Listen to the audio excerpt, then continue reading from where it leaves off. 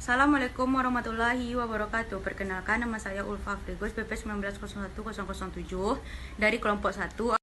Perkenalkan, nama saya Mama Alfi Rashid, BP 19010003.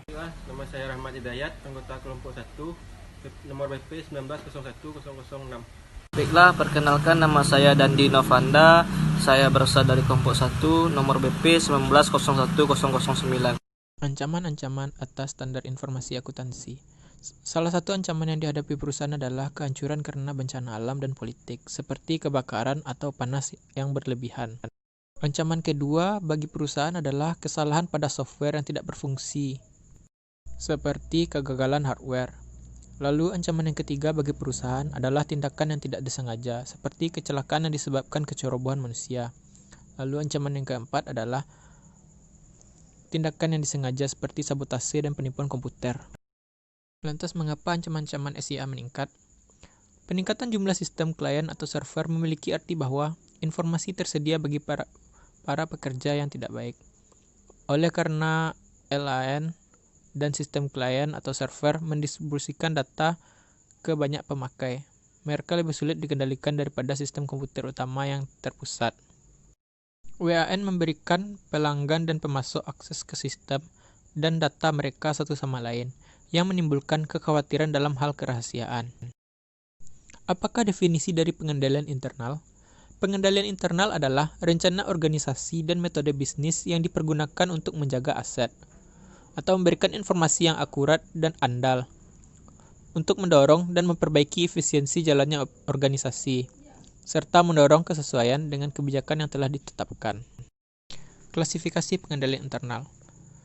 Prosedur-prosedur pengendalian khusus yang digunakan dalam sistem pengendalian internal dan pengendalian manajemen mungkin dikelompokkan menjadi 4.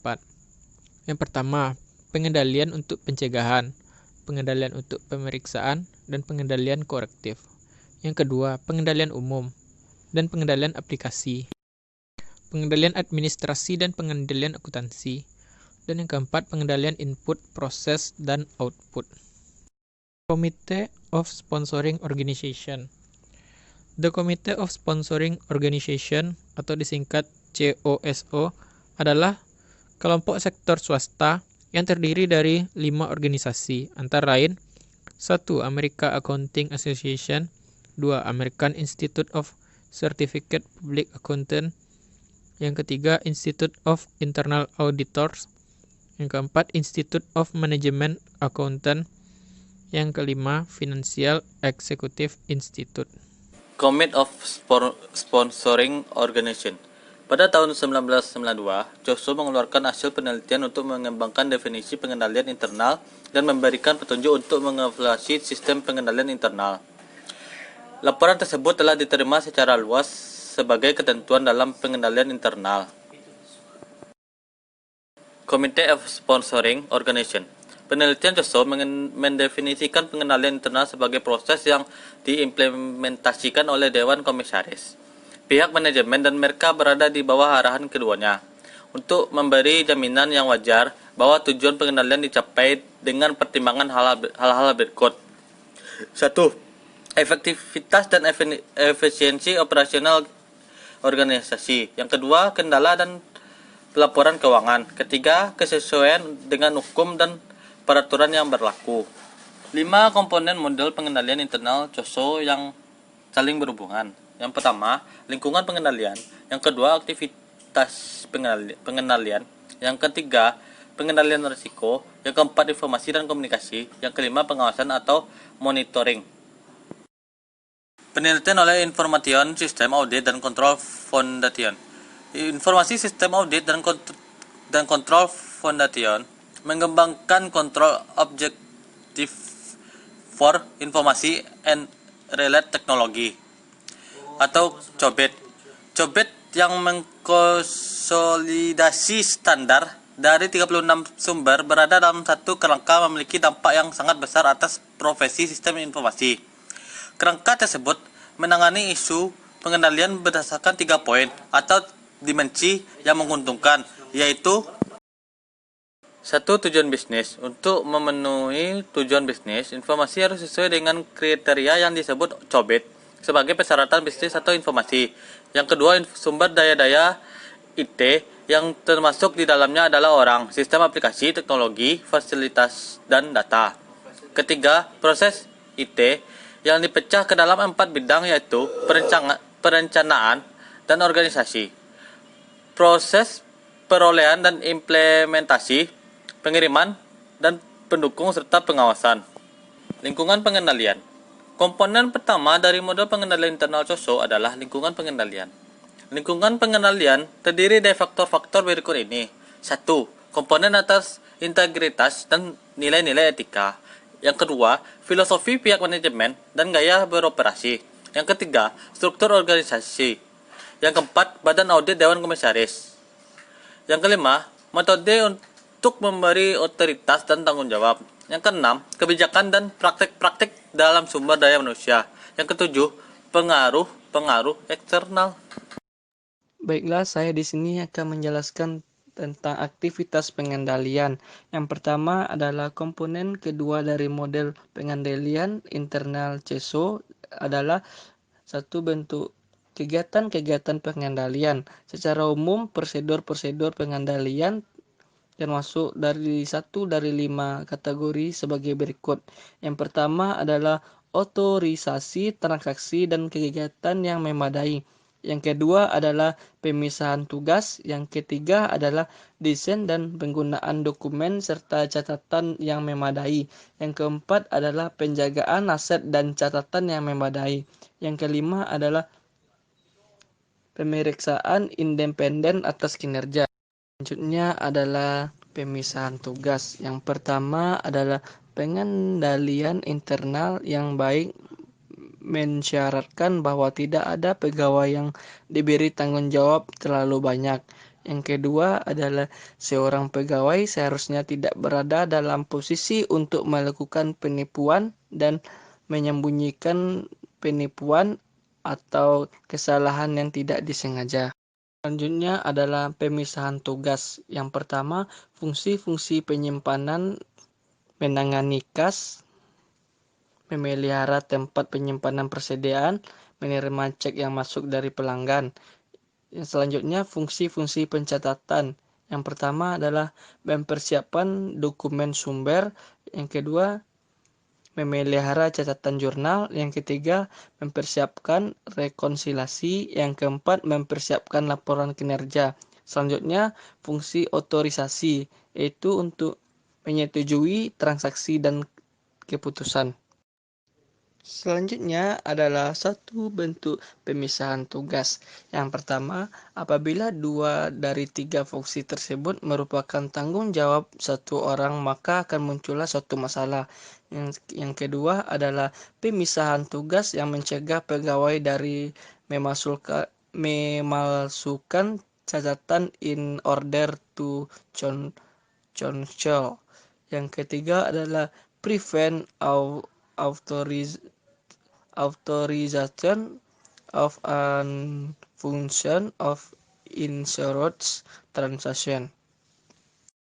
Nya adalah pemisahan tugas. Pemisahan tugas itu gunanya untuk mencegah pegawai untuk memalsukan catatan untuk menutupi transaksi yang tidak diotorisasi secara layak. Selanjutnya adalah desain dan penggunaan dokumen serta catatan yang memadai. Dokumen-dokumen yang mengawali sebuah transaksi harus memiliki ruang untuk otorisasi agar prosedur-prosedur berikut ini menjaga aset dari pencurian. Yang pertama adalah mensupervisi dan memisahkan tugas secara efektif. Yang kedua adalah memelihara catatan aset termasuk informasi secara akurat. Penjagaan aset dan pencatatan yang memadai. Apakah yang dapat digunakan untuk mengamankan aset? Mesin kas, lemari besi, kotak uang, kotak pengaman simpanan, area penyimpanan tahan api, pengendalian lingkungan, pemberantasan akses ke ruang komputer, file komputer dan informasi. Pemeriksaan independen atas kinerja. ialah pemeriksaan internal untuk memastikan bahwa seluruh transaksi yang diproses secara akurat adalah elemen pengendalian lainnya yang penting. Ada berbagai jenis pemeriksaan independen, di antaranya rekonsiliasi dua rangkaian catatan yang dipelihara secara terpisah, perbandingan jumlah aktual dengan dicatat, pembukuan berpasangan, dan jumlah total bed. Terdapat 5 jumlah total bed yang dipergunakan dalam sistem komputer, yaitu jumlah total keuangan, jumlah total lain-lain, jumlah catatan, jumlah baris adalah dan uji kesesuaian baris dan kolom. Penilaian risiko. Komponen ketiga dari model pengendalian internal CUSO adalah penilaian risiko. Perusahaan menghadapi jenis-jenis ancaman berikut ini. Strategis, melakukan hal yang salah. Operasional, melakukan hal yang benar tetapi dengan cara yang salah. Keuangan adalah kerugian sumber daya keuangan, pemborosan, pencurian, atau perbuatan kewajiban yang tidak tepat. Sistem informasi, menerima informasi yang salah atau tidak relevan, sistem yang tidak andal, atau laporan yang tidak benar atau menyesatkan. Penilaian risiko. Perusahaan yang menerapkan sistem EDI harus mengidentifikasi ancaman-ancaman yang dihadapi oleh sistem tersebut, yaitu pemilihan teknologi yang tidak sesuai, akses sistem yang tidak diotorisasi, penyadapan transmisi data, hilangnya integritas data transaksi yang tidak lengkap, kegagalan sistem yang tidak kompatibel. Penilaian risiko. Beberapa ancaman menunjukkan risiko yang lebih besar karena probabilitas kemunculannya lebih besar. Misalnya, perusahaan lebih mungkin menjadi korban penipuan komputer daripada serangan teroris. Risiko dan penyingkapan harus sama diperhitungkan bersama-sama. Perkiraan biaya dan manfaat. Tidak ada sistem pengendalian internal yang dapat menyediakan perlindungan anti penipuan terhadap seluruh ancaman dalam pengendalian internal. Biaya di atas sistem anti penipuan akan menjadi halangan. Salah satu cara untuk menghitung manfaat melibatkan perkiraan kerugian atau expected loss. Baiklah, saya Ulfa akan melanjutkannya. Selanjutnya ada perkiraan biaya dan manfaat. Manfaat dari sebuah prosedur pengendalian internal adalah perbedaan antara perkiraan kerugian dengan prosedur pengendalian dan tanpa perkiraan kerugian. Perkiraan kerugian sama dengan risiko kali penyingkap. Selanjutnya ada informasi dan komunikasi. Komponen keempat dari model pengendalian internal COSO adalah informasi dan komunikasi. Yang pertama, akuntansi harus memahami berikut ini. Yang pertama, bagaimana transaksi diawali. Yang kedua, bagaimana data dapat dalam bentuk yang dapat dibaca oleh mesin ataupun data. Selanjutnya, yang ketiga, bagaimana file komputer diakses dan diperbaharui. Yang keempat, bagaimana data diproses untuk mempersiapkan sebuah informasi. Yang kelima, bagaimana informasi dilaporkan. Selanjutnya, hal tersebut membuat sistem dapat melakukan jejak audit atau audit trail. Jejak audit muncul ketika transaksi suatu perusahaan dapat diacak di sepanjang sistem mulai dari asalnya sampai tujuan akhirnya pada laporan keuangan. Selanjutnya ada mengawasi kinerja. Komponen kelima dari model pengendalian internal COSO adalah pengawasan. Metode utama untuk mengawasi kinerja mencakup supervisi yang efektif, pelaporan yang bertanggung jawab, audit internal.